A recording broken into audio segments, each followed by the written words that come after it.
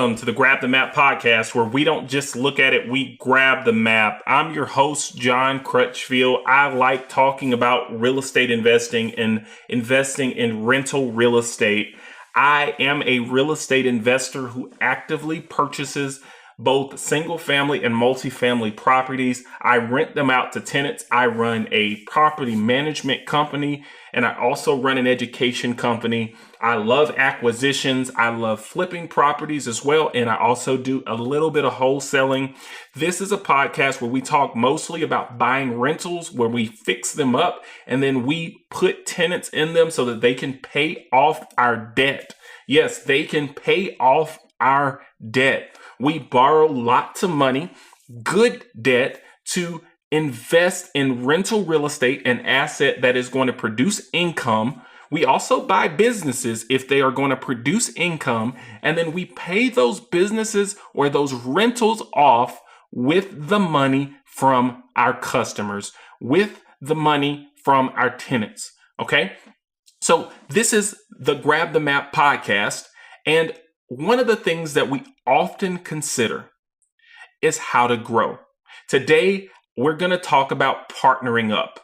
We're going to talk about partnering up. And if you have a business, this is going to help you. If you're thinking about starting a business, this is going to help you. And we're just going to do kind of a why, when, how, and who type of approach to this topic. Partnering up. Should I partner up?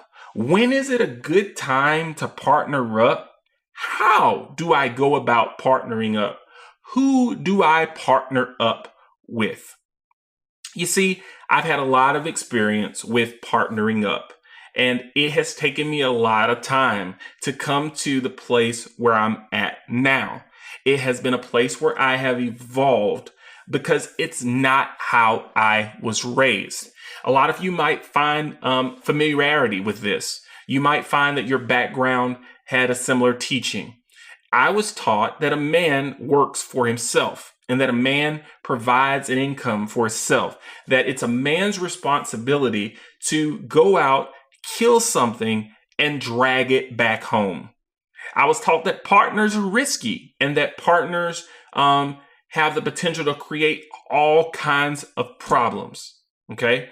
And in a lot of ways, this teaching was absolutely correct. But in a lot of ways, this teaching was not correct. And we're going to talk about that today. Partnering up in real estate investing. Why would somebody consider partnering up? And I want you to consider a very, very, very important concept here. You should only partner up if the partnership allows you to do something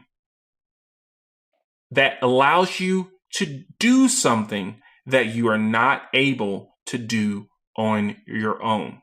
This is very important. I have thought about this 1,000 times in 1,000 different ways to say it. You should only partner up if if that partnership allows you to do something that you are not able to do on your own. Now, you might say, oh, well, I can do anything. I can achieve anything. And that is true. But you cannot do everything. And I used to be one of those people that said, oh, I'll never partner because I can do everything on my own. I can always work and go get more money. I can always cut this and get more time. I can always go to school and get more education. And those things are true, but you can't do all of them at the same time. So why partner up? You partner up when partnering up allows you to accomplish something that you could not accomplish on your own. If you've got $200,000 in cash and there is a single family house that you want to invest in that costs $100,000, and you have the money and you have the time and you have other properties and experience and you feel comfortable with your education in buying that property and you feel educated about it, there is no reason to have a partner on that deal. Why? You have the money, you have the time, you have the experience. And you might get somebody who asks you, hey, partner up with me. Let's do this deal that you don't need help with. And in those cases, 9 times out of 10, you're going to get partnered up and somebody is going to resent the partnership because somebody's going to bring the money, the time, the experience, and they are not going to feel like they are getting a fair deal. Remember that partnerships are constantly affected by life. Sometimes you might have money problems. Sometimes you might have family problems. Sometimes you might have health problems. And those all are impacted when you marry yourself to someone else. So why partner up? You partner up if it makes sense. And I'll give you an example. Maybe instead of that one house where you had $200,000 and you could afford to buy that $100,000 house, there was a package of 100 houses. And your $200,000 was only able to purchase 2 of them, right? Maybe this 100 houses for 100,000, I guess that would be, what would that be? It'd be millions, right? Maybe that's 100 houses. Let's do this on a calculator. 100 houses times $100,000. I should know this. Is $10 million.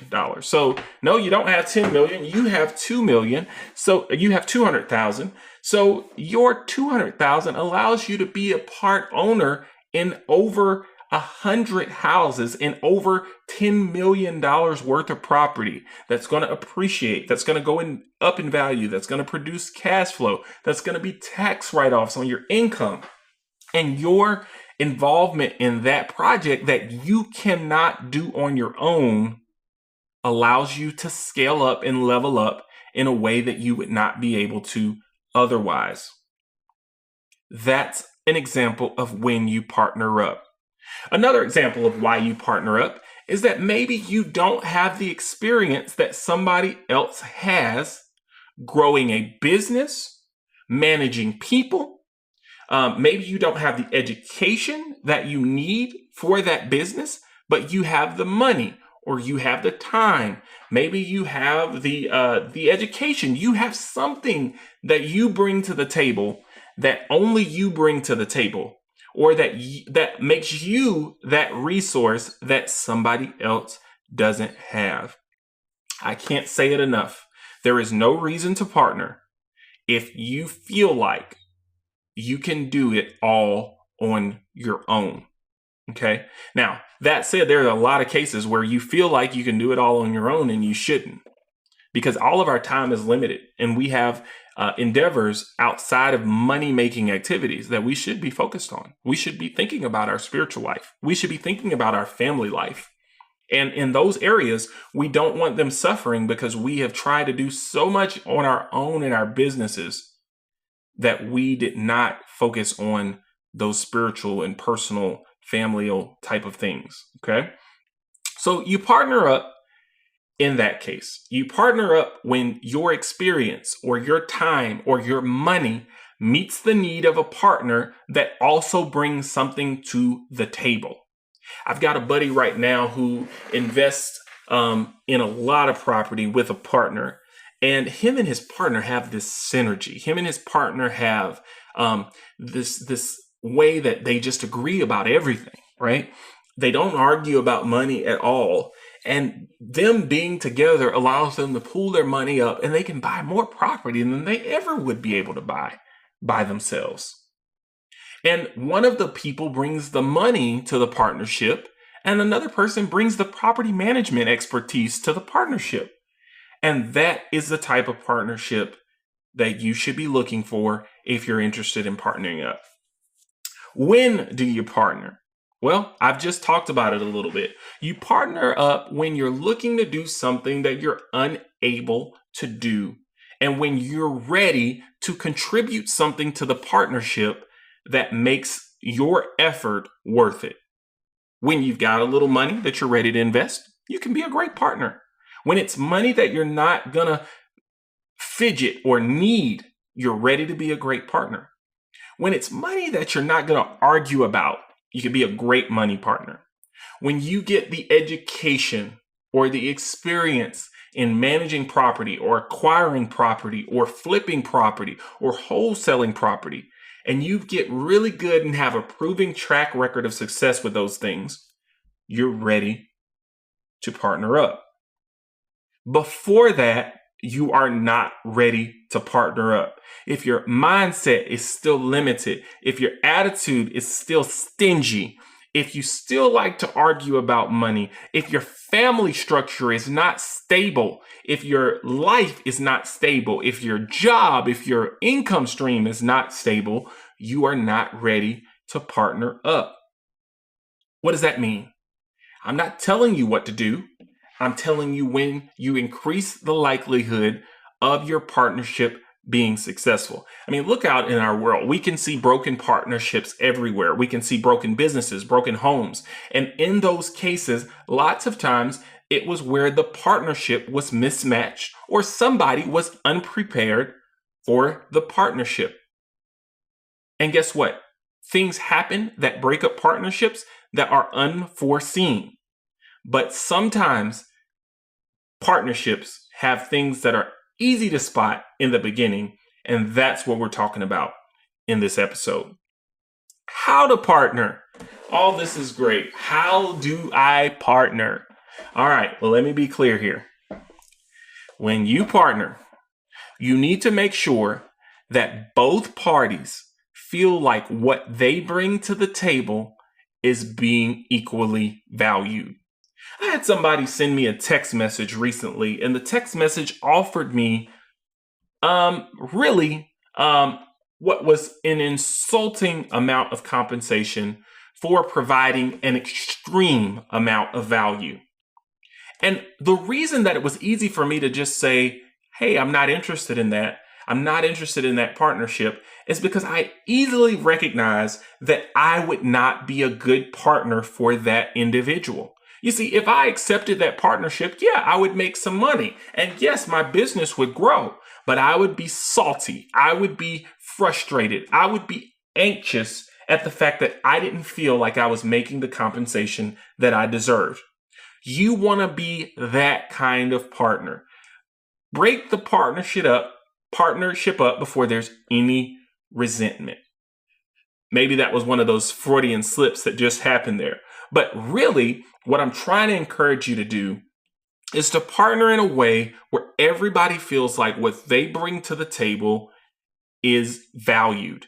If you bring the money to the table, then you need to request the amount of equity or the amount of interest. You need to request the amount of tax benefits that make you feel like you are valued in the partnership. Yes, I go around to private money investors all the time, and I try to offer them something that works for them and that works for me, and it is the best feeling out there. It's the best feeling out there when you're offering something that wins for everybody. But if you're out there and you're trying to get the cheapest rates for yourself and get the most you can for yourself without an appreciation for a partner, you are not ready to partner. How do you partner? You partner in ways that are mutually beneficial. You partner in ways that allow both people to win. You partner in ways that hold both people accountable for holding up their end of the partnership. Yes, your partnership agreement should have some language that allows both of you to hold each other accountable for bringing what you bring best to the partnership. No, verbal partnerships are not a great idea. You know why? Because people's situations change. People's families change. People's kids influence their decisions. And so put it in writing. How are you going to hold each other accountable to what you agreed to bring to the table? Okay. Is there going to be a way that you can buy out the person when you need to get out of the partnership? Okay. So I'm just letting you know there are ways to partner, and we talked about it there. Who do I partner with? And this, I tell you, is crucial. I'm going through this right now. When you have a little bit of success and when your business starts to grow, there will be lots of people who are interested in partnerships, some of which who bring an extreme amount of value to your business, and some of which that would not. And you really want to start identifying people that would bring extreme value to your business and partnerships that would allow you to grow in a way that allows you to be successful and allows the other person to be successful. But I have a few rules for how I decide who to partner with. Number one, you should only partner with people who have demonstrated a track record of success. Now, this track record can have multiple forms. I look at the person as an individual. I look at the commitments that the person has made in the past. I look at the jobs that the person has held in the past. I look at where they live and how long they've lived in that location. And when you start looking at all of these things, it starts to give you an idea of the track record that this person has. Okay? Consider the track record of the person before you partner with them. One of my best partners right now is a medical doctor, and this medical doctor shows a track record of success. He went to school a very long time. He's married and has been so for a very long time. His income has steadily grown for a very long time. And combining all of those things with multiple conversations and multiple face-to-face meetings and asking around about this partner. And we start to build trust and we start to build a synergy that makes me comfortable partnering with him. I've got another partner in one of my meetup groups who's been investing in real estate for almost 30 years. He's grown a portfolio largely of mostly paid off real estate, paid off properties. He comes to our monthly meetups faithfully, and he's always just a phone call away. That is a track record that starts to build a case for somebody that I can partner with, right? Who do you partner with, right? You partner with individuals that have a track record of success. That's the first thing. Who else do you partner with? You partner with people who have a similar ideological belief about life and money as you do. You see, everybody has a different ideological belief about life and money. And I don't judge whatever those people's beliefs are. But what I do try to do is only partner with people who are looking for the same things in life and money that I am. You see, I want to have a great business. I want to have a great income. I want to have a great financial future for my kids. But I also don't want to do that in sacrifice for my family.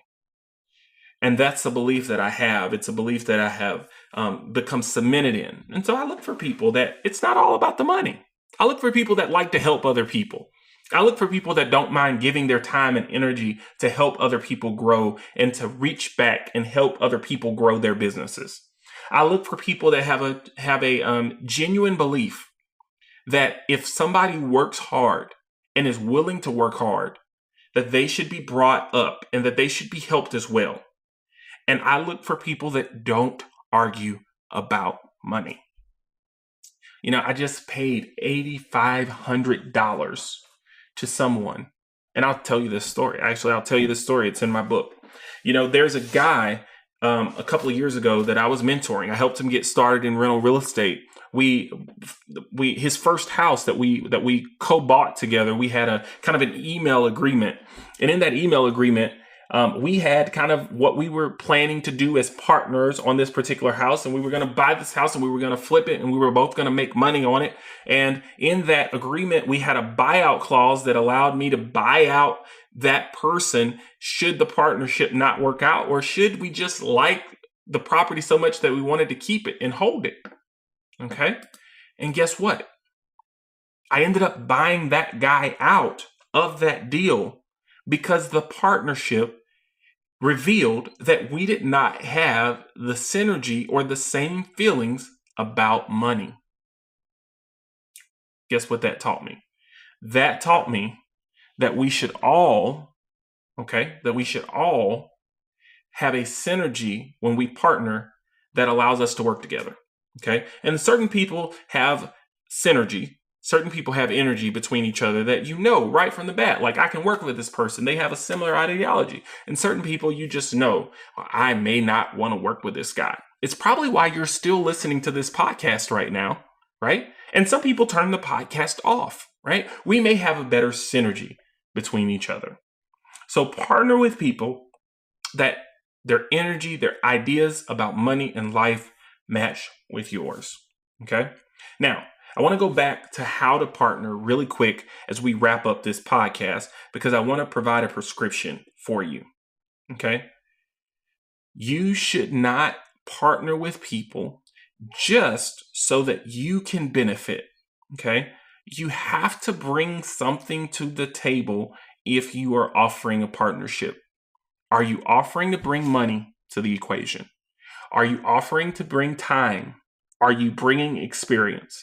And if you don't have any of those things yet, which all of us have one of those things, but if you feel like you don't have any of those things yet, then you need to figure out where in your life you can make room to grow in those things so that you can be a good partner. Until then, work. Until then, educate yourself. Until then, prepare so that over time you can be a great partner. I am looking for partners to help me grow my real estate investing business. I am looking for people to help me get better at flipping properties to scale, at growing my rental real estate portfolio, at growing my education business. I'm looking for partners all the time. Reach out to me at grabthemapeducation.com. Grabthemap at gmail.com or at grabthemapllc.com. I also partner with others that I bring a tremendous amount of value to. If you're looking to get education, if you are looking for someone who actively does deals and for someone who actively has built a real estate business from scratch, reach out to me. I'd love to partner with you and see if there's an opportunity to partner based on the concepts that we've talked about in today's podcast. See, this is Grab the Map, where we don't just look at it, we grab the map.